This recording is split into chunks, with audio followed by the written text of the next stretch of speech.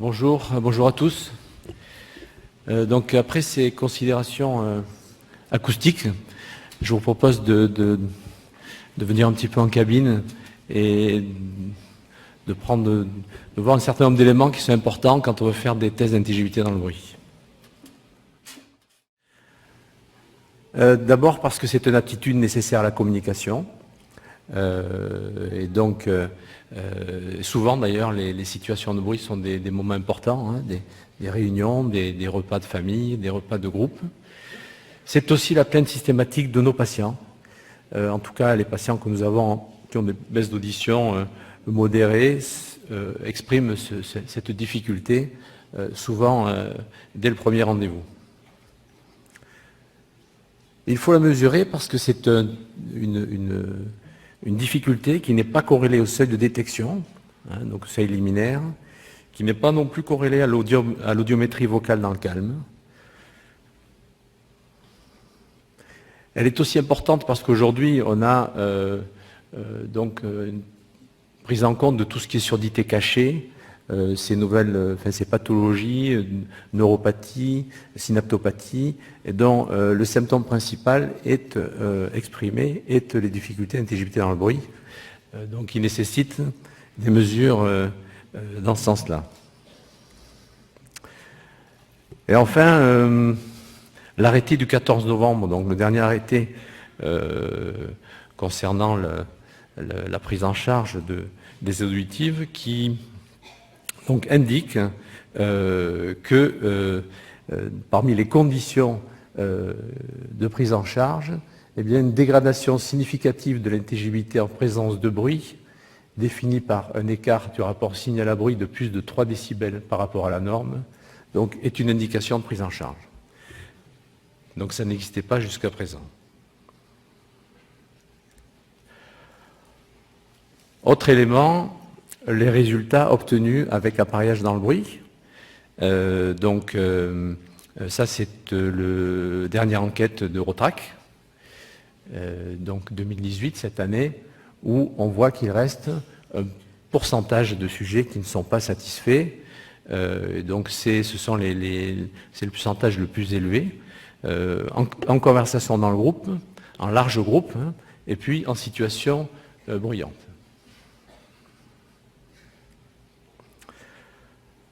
Alors, quand on doit faire un test de compréhension dans le bruit, après avoir fait son test d'audiométrie tonale, qui est un test simple avec un casque, un son pur vobulé, après avoir fait un test d'audiométrie vocale également, avec des listes de mots, eh bien, on se trouve avec un certain nombre de paramètres qui ne sont pas très faciles. D'abord le bruit, l'ensemble des bruits, qu'est-ce que je vais choisir parmi l'ensemble des bruits qui existent, dont Joël a parlé précédemment. Quel matériel vocal vais-je utiliser? Phonème, logatome, mots monosyllabiques, bisyllabiques, des phrases.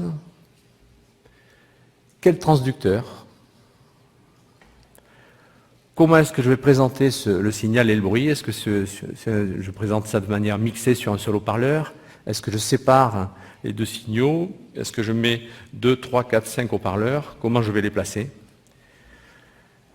Quelle procédure vais-je utiliser? Procédure classique, avec signal fixe et le niveau de parole qui va varier, ou l'inverse, hein, donc le bruit fixe et signal fixe et bruit qui va varier, ou le bruit fixe et le signal de parole qui va varier, ou est-ce que je vais utiliser une méthode adaptative dont on parlera plus tard.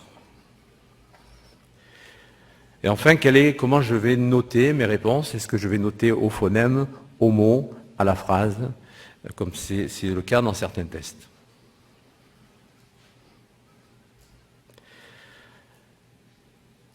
Alors l'idée, c'est pas de donner le test d'intelligibilité dans le bruit idéal, parce que ça serait formidable, mais je pense qu'il n'existe pas.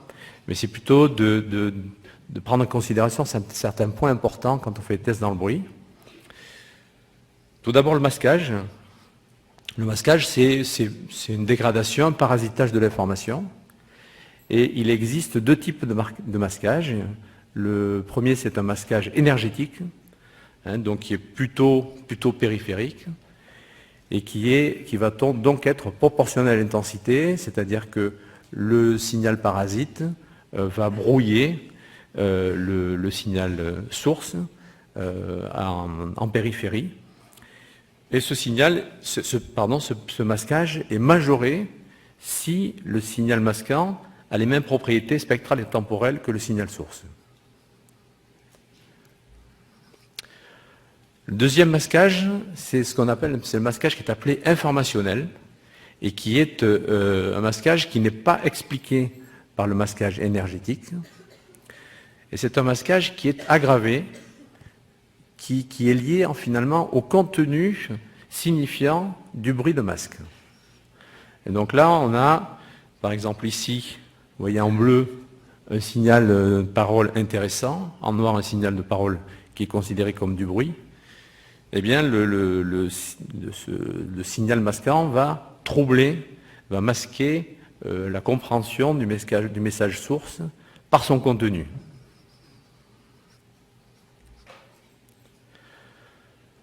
Alors, pour illustrer ce masquage qui est intéressant, il y a une étude de Rosen qui est de 2014 qui montre ici un travail qui a été fait sur 19 jeunes entendants et 19 entendants moins jeunes, parce qu'ils avaient une soixantaine d'années. Donc, vous voyez dans le champ gris, c'est la zone dans laquelle se trouvaient les audiométries des jeunes, et puis en noir ont été tracés volontairement les audiogrammes des sujets plus âgés. Eh bien, vous voyez ici,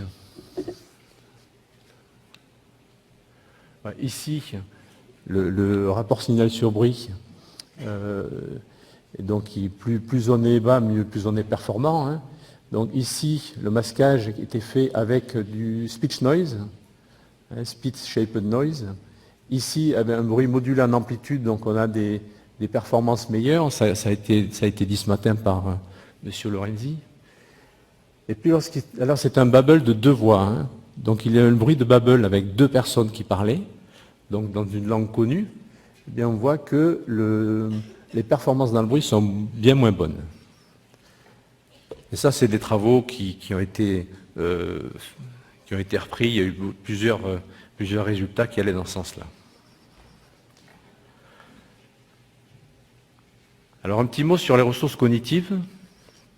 L'intelligibilité de la parole met en jeu l'ensemble du système auditif et nécessite d'avoir recours à un certain nombre de compétences centrales.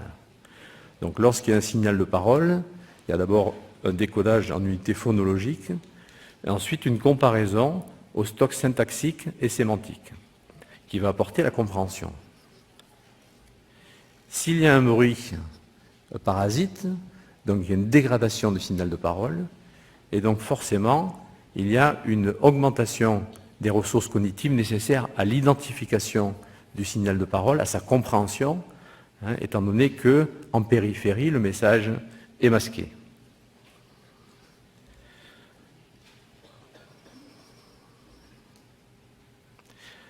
Donc le traitement de la parole dans le bruit, lors du traitement de la parole dans le bruit, il y a une mise en correspondance permanente entre l'information sensorielle et l'information contenue dans le lexique, avec un effet descendant du lexique vers le niveau inférieur du traitement.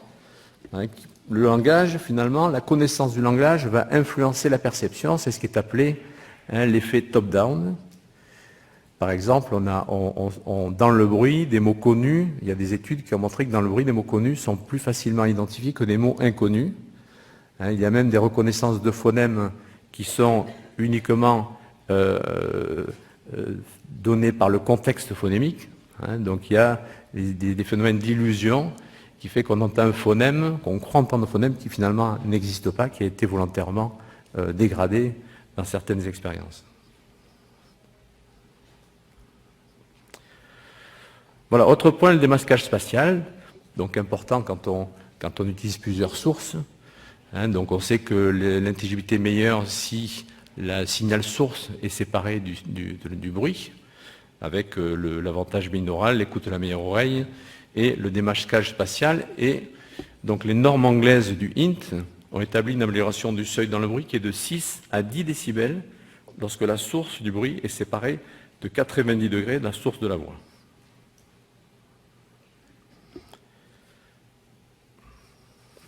Autre point, l'effet d'apprentissage. Alors l'effet d'apprentissage, il a plusieurs... il se décompose en un effet d'apprentissage procédural, c'est-à-dire que le patient doit se familiariser avec la procédure.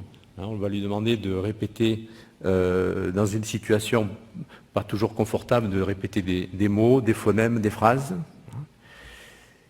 Il y a un effet d'apprentissage aussi lié aux stimuli qui vont être utilisés, notamment par exemple les logatomes, ou des phonèmes isolés.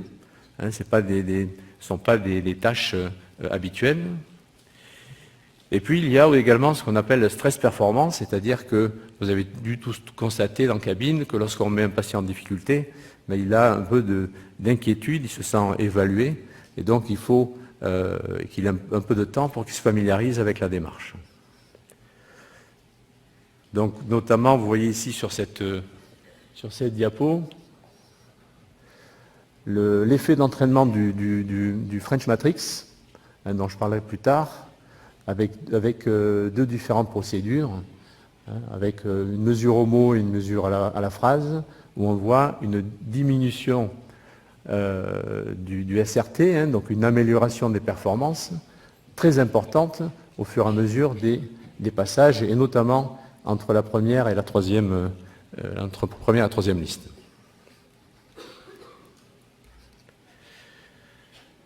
Vitesse d'élocution. On voit là dans ce travail comparatif qui avait été fait pour le French Matrix que, il y a, selon le test utilisé, il va y avoir des vitesses d'élocution différentes. Donc notamment, ça c'était un test de chiffres, mais il y a quand même des différences d'élocution et on privilégiera des vitesses d'élocution qui sont couramment utilisées en langue française. Procédure adaptative, ça c'est une procédure qui est ancienne parce qu'elle a été décrite par Plon en 1979. En fait, elle avait beaucoup de succès dans les pays anglo-saxons, peu de succès chez nous, elle commence à en avoir. Et c'est une bonne chose parce que c'est une procédure qui est rapide, et plus rapide que la méthode classique. En fait, le signal de bruit est fixé à 60, en général 60-65 décibels. Et le signal source, donc le signal de parole, est présenté à des niveaux variables. Donc on voit sur le schéma ici, on a une augmentation du niveau jusqu'à la reconnaissance. Quand ce mot est reconnu, ou cette phrase, ou ce phonème est reconnu, il y a une diminution du niveau, une nouvelle présentation. Et ainsi, il y a des renversements. Donc là, non reconnu, on augmente l'intensité, reconnu, on diminue l'intensité, etc. Et au bout d'un certain nombre de renversements, on arrête les mesures et on calcule la moyenne, l'intensité nécessaire à comprendre un mot sur deux, donc 50% de réponse. Donc on a très rapidement la valeur du 50% de réponse correcte, donc le seuil. Donc on peut choisir le pas d'augmentation ou de diminution, qui peut être 2, 3, 5 décibels. Donc effectivement, plus le pas est petit, plus la méthode, plus la mesure est précise. La contrainte, c'est qu'il faut qu'il y ait un niveau de difficulté égal pour toutes les listes, pour que ça soit valable. Quelques précautions. Donner des consignes, expliquer l'objectif au patient, lui expliquer que ça sera un test difficile, c'est très important, notamment chez certains sujets et puis chez les enfants. Et puis donner du feedback pour les maintenir leur attention sur le test. S'ils réussissent, essayer de ne pas les décourager parce qu'ils se sentent en situation difficile. Faire attention au temps de passation, surtout si on a des sujets âgés. Pensez à attendre la stabilisation des réglages, le temps de stabilisation des réglages, que Christophe Michel m'a indiqué que ça s'appelait un burn-in, donc c'est le temps de chauffe, du temps de chauffe de l'algorithme, donc qui doit être supérieur à 1 minute avant de démarrer les mesures. Lorsqu'on fait des tests avec prothèse auditive, bien sûr. Voilà, là je voudrais faire quelques orientations qui sont plutôt des réflexions, suggestions que des consignes, bien sûr. Lorsqu'on veut évaluer une gêne, que ce soit la gêne d'un sujet, eh bien, comme l'a dit Joël, on préconise des bruits écologiques, hein, des bruits cocktails, des bruits d'OVG, bubble noise, qui sont des bruits qui vont reproduire des environnements courants. On va de la même façon plutôt privilégier d'utiliser des phrases, hein, parce que les mots isolés dans la communication orale, ça n'existe pas. Hein, des phrases sont des flux plutôt que des mots ou des phonèmes isolés. On préconisera également d'utiliser plutôt un haut-parleur que le casque, et avec des signaux séparés, parce que c'est comme ça que ça se passe dans la vraie vie. Hein, le bruit est souvent une source séparée du signal. Par contre, si on veut faire une comparaison de réglage, si on s'attache à comparer le réglage d'une aide auditive, qu'on veut s'affranchir du coup de toute la composante cognitive, connaissance linguistique, là ça sera différent. On peut utiliser des signaux plus robustes, avec du matériel vocal plus bref, hein, de façon à ne pas pour que le sujet n'ait pas d'informations autres que des informations auditives. Bien sûr, on utilisera le haut-parleur si on est avec des aides auditives. On pourra utiliser éventuellement le signal mixé qui a l'avantage de ne pas apporter un biais. Si on a plusieurs haut-parleurs, il faut que l'impédance soit la même, il faut que le calibrage ait bien été fait et surveillé. Si on utilise un seul haut-parleur, on a moins de risques d'avoir de biais liés à la qualité des haut-parleurs et à leur performance. Il te reste 5 minutes, François. Ok. Et donc, pour avoir quelque chose de précis, on aura intérêt à utiliser des scores au phonème. Voilà, donc, je vais simplement, pour terminer, parler de quelques tests qui font référence chez nous, en France. Hein, donc, le test de Léon Daudelet, que j'utilise depuis des années, c'est un test qui utilise des logatomes, avec des consonnes et des voyelles qui respectent l'occurrence de la langue française. Le bruit masque est un OVG. Donc ce sont des listes de 17 logatomes avec un système de comptage inspiré des listes de la liste cochléaire de Lafont avec 3 phonèmes par logatome. Et puis, alors il y a une version soit automatique, soit manuelle pour faire varier le RSB. Et les consignes de présentation sont avec sur 2 haut-parleurs positionnés comme vous le voyez. Le test de Hint, qui en fait est utilisé, il n'a pas été vraiment validé en France, à ma connaissance. C'est un test de phrase avec un bruit de speech spectrum masking noise. Donc, il a été mis au point en 1994 et puis fait en français canadien en 2005. Donc il s'utilise au casque ou sur haut-parleur avec donc 3 possibilités. La source face au patient, ici. Donc le bruit diffusé sur les 3 haut-parleurs, soit la source face au patient mixée, soit la source à la droite du patient à 90, soit la source à gauche du patient à 270 degrés. Alors, donc c'est une procédure adaptative avec des pas de 4 décibels. Le VRB, c'est le nouveau-né, c'est un test qui a été développé par l'équipe de Christophe Vincent avec Christian Renard. Donc c'est un test très rapide, ce sont des phrases qui contiennent 3 mots-clés, 15 listes de 8 phrases, un bruit d'OVG fait par 4 voix françaises, 3 femmes et un homme. Les phrases sont émises à 65 décibels et c'est une procédure descendante, c'est-à-dire que le RSB est d'abord très favorable et puis au fur et à mesure du déroulement du test, le RSB est de moins en moins favorable et le nombre de mots non répétés est noté. Et le calcul de 50% est fait par une équation qui fait un calcul du nombre de mots répétés en fonction du RSB. Et donc les consignes, c'est de passer 5 listes pour que le résultat soit dans l'intervalle de confiance, donc de faire passer une série de 5 listes, ce qui est une bonne idée. Et le FR Matrix c'est un test qui a été fait donc, il y a déjà quelques années. C'est un projet européen avec donc, un test de phrases. C'est un projet européen, donc il y a une version pour chaque pays. Ce sont des phrases. Le niveau de masque peut être fait soit par le LTSS, soit par l'ICRA. Il y a 50 mots qui ont été sélectionnés en France. Et donc, il y a une composition de phrases possibles.